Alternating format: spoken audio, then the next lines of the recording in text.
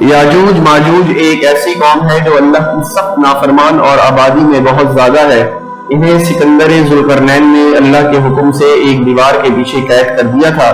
ان کے بارے میں کہا جاتا ہے کہ یہ حضرت آدم علیہ السلام کے تیسرے بیٹے یاسف کی اولاد ہیں، جنہوں نے زمین پر بہت زیادہ فساد برپا کیا ہوا تھا۔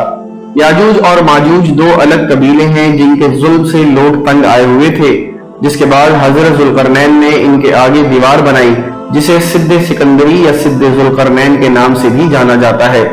قرآن پاک میں اس دیوار کی تعمیر کا ذکر سورہ کہف میں کیا گیا ہے۔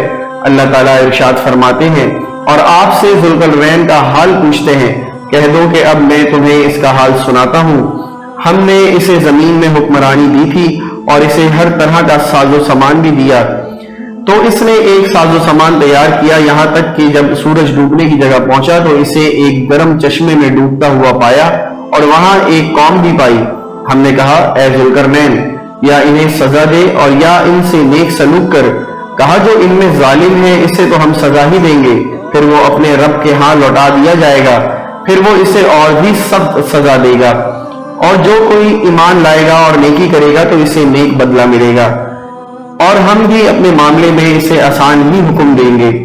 پھر اس نے ایک ساز و سامان تیار کیا، یہاں تک کہ جب سورج نکلنے کی جگہ پہنچا تو اس نے سورج کو ایک ایسی قوم پر نکلتے ہوئے پایا کہ جس کے لیے ہم نے سورج کے ادھر کوئی آڑ نہیں رکھی تھی، اسی طرح ہی ہے، اور اس کے حال کی پوری خبر ہمارے ہی پاس ہے۔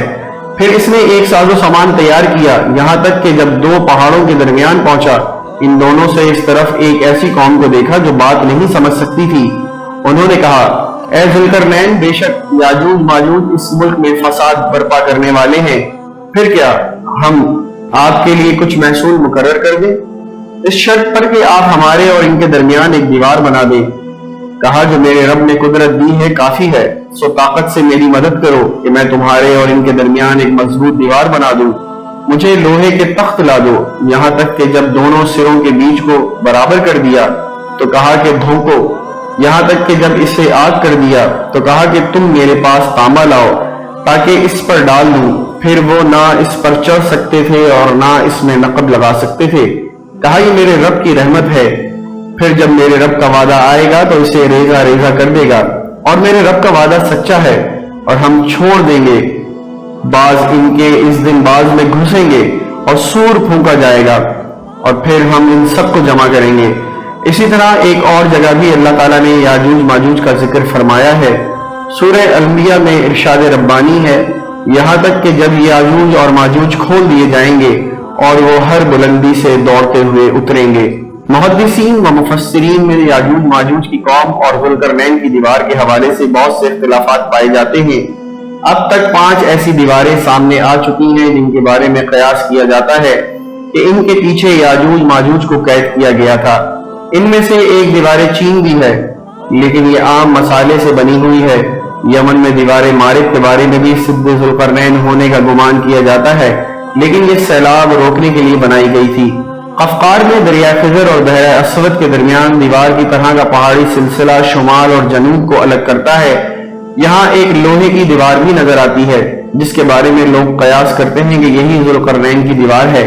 یاجوج ماجوج حضرت ذوالقرنین کی بنائی گئی دیوار کے پیچھے قید ہیں جو قرب قیامت کے وقت ظاہر ہوں گے اور زمین پر خوب فتنہ پھیلائیں گے۔ بعض روایات میں آتا ہے کہ یاجوج ماجوج اس دیوار کو گرانے کی کوشش کرتے ہیں لیکن ناکام ہو جاتے ہیں۔ جب اللہ کی رضا ہوگی تو دیوار کی کھدائی کرنے والوں میں سے ایک کہے گا کہ کل ہم انشاءاللہ اس کو توڑ دیں گے۔ انشاءاللہ کہنے سے اگلے روز یہ دیوار ٹوٹ جائے گی۔ یاجوج ماجوج زمین پر پھیلتے چلے جائیں گے، جہاں سے گزریں گے تباہی پھیلائیں گے، مخلوق خدا کو اپنے شر و فساد کا نشانہ بنائیں گے۔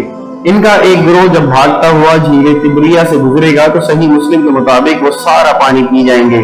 جب آخری گروہ وہاں پہنچے گا تو کہے گا، کبھی یہاں پانی ہوا کرتا تھا۔ بحر تبریہ اسرائیل میں تازہ پانی کی سب سے بڑی جھیل ہے۔ اس کا ذکر تورات و انجیل میں بھی آیا ہے۔ حضرت عیسیٰ علیہ السلام نے زندگی کا بڑا حصہ اسی جھیل کے ساحل پر گزارا۔ یہاں سے قتل و غارت کرتے ہوئے یاجوج ماجوج بیت المقدس تک پہنچیں گے اور اعلان کریں گے کہ زمین پر ہمارا قبضہ ہو چکا، اب ہم آسمانوں پر بھی قبضہ کریں گے اور آسمان کی طرف تیر پھینکیں گے جو خون آلود واپس آئیں گے، کوئی ان کا مقابلہ نہ کر پائے گا۔ روایات میں آتا ہے کہ یاجوج ماجوج کی جانب سے آسمان کی جانب پھینکے گئے تیروں پر رب تعالیٰ کی قدرت سے خون لگ جائے گا اور وہ سمجھیں گے کہ انہوں نے آسمان کو بھی فتح کر لیا ہے۔ ان کا ظہور حضرت عیسیٰ علیہ السلام کے نزول کے بعد ہوگا۔ یاجوج ماجوج کے فتنے کے وقت حضرت عیسیٰ کو حکم ہوگا کہ وہ مسلمانوں کو لے کر کوہ طور پر چلے جائیں۔ جب طور پہاڑ پر غذا کی قلت پیدا ہو جائے گی تو حضرت عیسیٰ علیہ السلام یاجوج ماجوج کے لیے بددعا کریں گے، جس کے نتیجے میں ان کے کانوں اور گردنوں میں کیڑے پیدا ہوں گے، جن کے پھٹنے سے یہ ہلاک ہونا شروع ہو جائیں گے۔ مسلمان جب طور پہاڑ سے نیچے اتریں گے تو ہر جگہ یاجوج ماجوج کی لاشیں ہوں گی اور ان سے تعفن اٹھ رہا ہوگا۔ حضرت عیسیٰ علیہ السلام اللہ سے دعا کریں گے، جس کے بعد خاص قسم کے پرندے ان کی لاشوں کو اٹھا کر جہاں اللہ چاہے گا وہاں لے جائیں گے۔ اس کے بعد شدید بارش ہوگی اور ہر چیز دھل کر اجلی ہو جائے گی۔ یاجوج ماجوج کے بارے میں مختلف روایات میں آتا ہے کہ یہ 9 حصے ہیں اور انسان اور جنات ایک حصہ آبادی ہیں۔ جہنم میں بھی ہر 10 میں سے 9 کا تعلق یاجوج ماجوج سے ہوگا۔ ان کی جسمانی ساخت کے بارے میں مختلف روایات بیان کی جاتی ہیں۔ ایک روایت میں آتا ہے کہ یاجوج ماجوج کے لوگ کئی قسم کے ہیں، بعض شمشاد کی طرح لمبے، بعض طول و عرض دونوں میں 4-4 ہاتھ، بعض اتنے بڑے کان رکھتے ہیں کہ ایک کو بچھاتے اور دوسرے کو اوڑھ لیتے ہیں۔ ایک اور روایت میں آتا ہے کہ یاجوج ماجوج کے لوگ ایک بالش کے ہیں، بہت لمبے ان میں سے وہ ہیں جو 3 بالش کے ہیں۔ ابن کثیر کے مطابق یاجوج ماجوج انسانوں کی 2 قومیں ہیں۔ ہماری دعا ہے کہ اللہ تعالی ہمیں ہر قسم کے فتنے سے محفوظ رکھے، آمین۔ آپ کو ہماری یہ ویڈیو پسند آئی ہو تو کمنٹ سیکشن میں اپنی قیمتی آراء کا اظہار ضرور کیجیے گا۔ مزید ایسی ویڈیوز دیکھنے کے لیے ہمارا چینل ضرور سبسکرائب کیجیے اور ساتھ میں دیے گئے بیل آئیکن کا بٹن دبا کر نوٹیفیکیشن کو آل پر کر دیجیے تاکہ آنے والی مزید ویڈیوز آپ تک پہنچ سکیں۔ شکریہ۔